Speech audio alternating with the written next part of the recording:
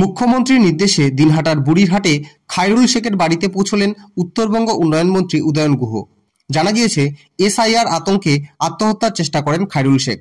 ঘটনার পর মুখ্যমন্ত্রী নিজে বিষয়টি সম্পর্কে অবগত হন এবং দ্রুত পদক্ষেপের নির্দেশ দেন।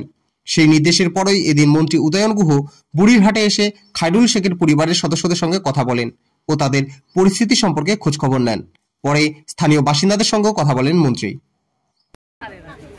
এই যে মারা গেছে দুইজন, আর একজন বিষ খাইছে। এই যাই বিষ খাইছে তাই হচ্ছে মুসলমান, আর যে দুইজন গলায় দড়ি দিয়ে মারা গেছে সেই দুইজনই হিন্দু। হিন্দুকে মারলে নাম বেশি হিন্দুদের নাম হচ্ছে গোলমাল।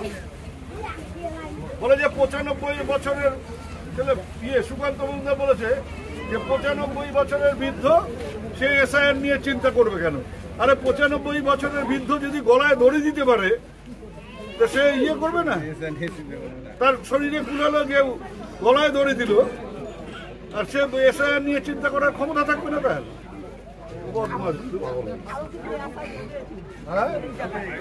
এইখানে তোমার বাড়ি বাড়ি লোক আসবে, সরকারি লোক আসবে, সাথে আমার লোকও থাকবে। একেবারে ওই সবাই মিলিয়ে ফর্ম ফিল আপ করা লাগবে।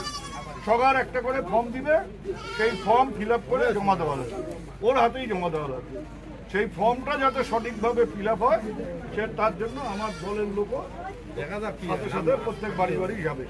আর একটা হচ্ছে যার যেতে যত সাগাই আত্মীয় স্বজন বন্ধু বান্ধব আসে বাড়ে, খবর দিয়ে নিয়ে আসেন যেন কারো নাম বাদ না যায়।